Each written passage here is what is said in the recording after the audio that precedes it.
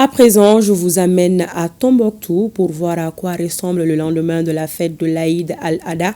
Et nous nous intéressons à cet exemple de cohabitation et de laïcité. Chrétiens et musulmans ont fêté dans la plus grande communion sans distinction de religion. Un exemple de laïcité, nous dit Najim Baba Sissé. Ville à 95% musulmans. Tombouctou est un exemple de tolérance religieuse. Difficile pour l'étranger de dissocier musulmans et chrétiens dans la vie active, car ils partagent presque tout ensemble, et cela dans une relation de cohésion et de bon voisinage. Il y a de bonnes relations entre la communauté musulmane et chrétienne, parce que on participe dans beaucoup des activités qui concernent notre vie sociale, culturelle à Tombouctou. Et chacun respecte l'autre. Il y a des camarades chrétiens, à leur mariage, on se partage la joie. Ceux qui sont musulmans attendent dans la grande famille. Et ceux qui sont chrétiens, le chrétien même qui est marié, va dans son église, fait la célébration comme ils entendent. Après, ils nous rejoignent, on continue la fête d'une manière plus sereine dans sa famille. On s'invite. Mais au moment de leur rite et autre chose, ils font le rite ensemble. Des fois, on est là, on assiste, on les assiste. Quand ils terminent, on part de l'autre côté pour encore faire le côté religieux également. Donc, il n'y a pas de problème. La fréquentation mutuelle éclipse la méfiance. En interrogeant l'histoire, la mystérieuse a connu plusieurs dominations, toutes choses qui facilitent l'adaptation des habitants dans la vie socio-culturelle et religieuse. Tombouctou se caractérise par son hospitalité d'antan. Depuis les explorateurs qui sont d'autres religions, Tombouctou les a acceptés.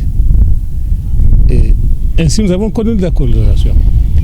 De l'indépendance à aujourd'hui, le Mali est un pays où nous partageons la religion avec d'autres. Tombouctou est en majorité musulman.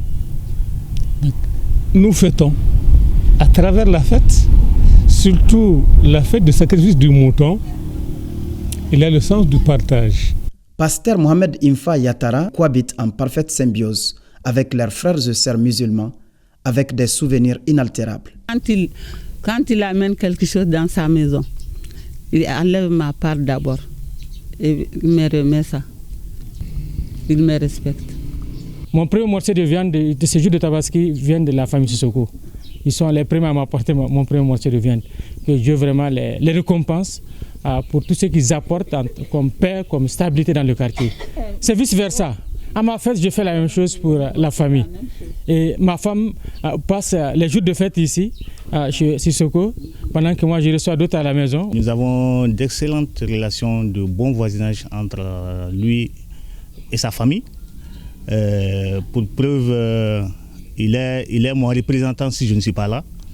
Et les deux familles sont presque les mêmes. Nous faisons tout ensemble. La seule chose que nous ne faisons pas ensemble, c'est que le dimanche, lui, il va à l'église, le vendredi, moi, je vais à la mosquée. Les fidèles des deux religions sont intimement liés et leur solidarité s'étend souvent sur la chose religieuse. Je crois qu'il y a une prédisposition naturelle à la tolérance chez les Tombouctiens. Il y a une prédisposition à la compréhension de la culture et de la confession de l'autre chez les Tombouctiens et c'est admirable. Je suis avec mon ami Youssouf Ibrahim.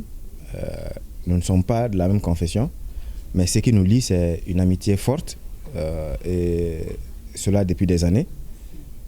Nous partageons beaucoup de choses, y compris la joie de cette fête. C'est pratiquement avec tout le monde ici à Tombouctou, je peux dire que je n'ai pas eu de soucis, en tout cas quant à ma religion, avec qui que ce soit depuis plus de 10 ans que je suis à Tombouctou. À travers Tombouctou, nous souhaitons que les autres habitants, les autres compatriotes maliens partagent avec nous ce que nous avons comme essentiel, c'est-à-dire le sens d'accepter les autres, le sens de cohabiter. Et ici à Tombouctou, nous avons connu une synagogue. Donc, le judaïsme, nous avons connu le christianisme. Malgré que Tombouctou soit une ville fortement islamique, nos frères des deux confessions religieuses n'ont souvenance à aucun moment où le tissu social ait été mis à mal du fait des clivages interreligieux. Mieux, la réussite des rencontres en faveur de la stabilité et du développement est due en grande partie à l'esprit de responsabilité des leaders des deux religions qui n'hésitent pas à peser de leur poids dans la résolution des équations de toute nature. Et nous bouclons